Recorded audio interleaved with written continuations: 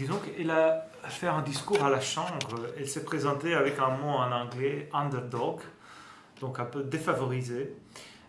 Et c'est effectivement le parcours qu'elle a eu en politique. Donc elle est née en 1977. Elle ne vient pas de l'élite, effectivement, comme d'autres leaders de la droite, comme Berlusconi. Elle est grandie dans la banlieue de Rome. Et en 1992, elle est entrée en politique, donc avec les mouvements de jeunesse à l'école,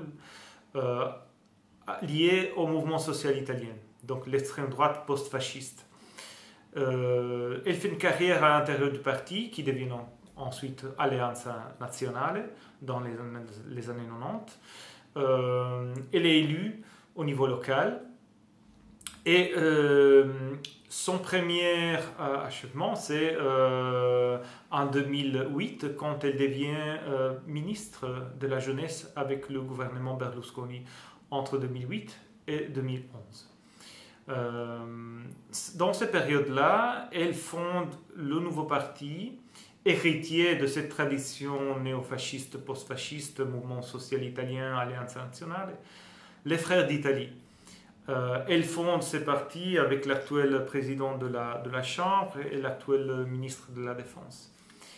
Et donc, pour 10 ans, entre 2011 et 2022, elle reste à l'opposition. Tout d'abord du gouvernement technocratique, ensuite des gouvernements de centre-gauche. En 2018, elle reste à l'opposition du gouvernement Ligue 5 étoiles, le gouvernement 5 étoiles, Parti démocratique gauche, et dernier, le gouvernement technocratique de Mario Draghi jusqu'aux élections 2022. Donc elle a fait un parcours de 10 ans à l'opposition, et c'est aussi le facteur qui explique le fait qu'aujourd'hui, elle est devenue la leader de la droite, parce que c'est la leader de la droite qui peut se présenter véritablement aux électeurs comme la nouveauté politique de ce champ politique.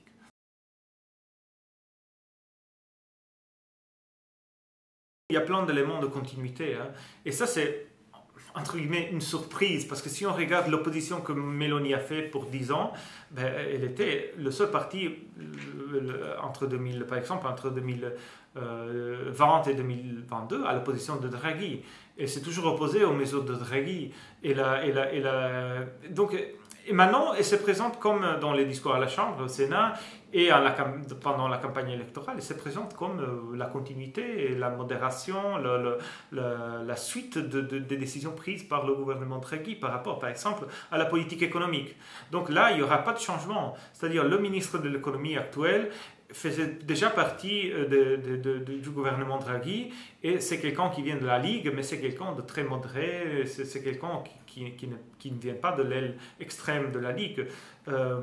Donc il y aura une continuité avec le rapport avec la politique économique. Il y aura une continuité sur la mise en place du plan de relance européen en Italie. Il y aura une continuité dans la politique étrangère de l'Italie face, par exemple, à la guerre en Ukraine. Ça, c'est un élément de distinction entre le mouvement de Meloni et la Ligue et le parti Forza Italia de Berlusconi. Donc, c'est-à-dire, après le début de la guerre, Meloni a toujours pris des positions très nettes de contraste à la Russie, de soutien à l'Ukraine, tandis que la Ligue et Berlusconi étaient beaucoup plus ambigus par rapport à ça. Donc il y aura une continuité aussi dans la politique étrangère. C'est clair que le rôle de Draghi, que Draghi avait joué au sein de négociations européennes, va un peu changer, mais ça dépend aussi ça dépend aussi de la personnalité, ça dépend aussi du CV, disons, du leader, hein, parce que quand même Draghi n'est pas la même chose, et a un parcours différent, et donc Meloni doit trouver sa place au sein des négociations européennes. Mais là aussi, il y aura une continuité avec la politique traditionnelle de la coalition de droite à partir des années 90 face à l'Union européenne, donc c'est-à-dire à la fois un être pro-Europe de manière froide, de manière modérée, avec un petit peu d'euroscepticisme sur certains sujets.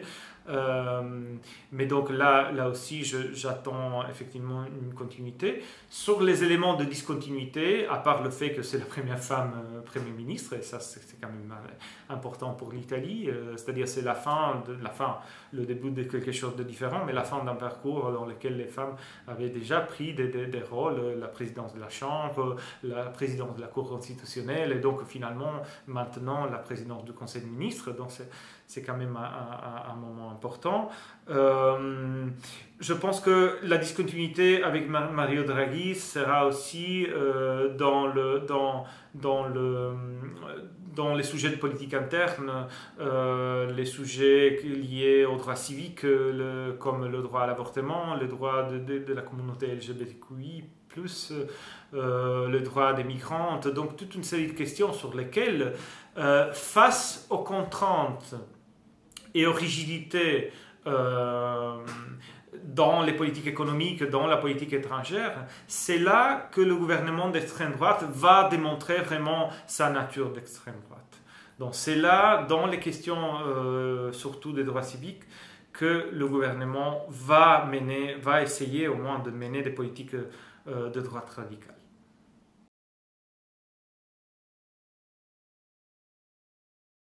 Le fait d'être à l'opposition pour 10 ans, c'était un avantage compétitif.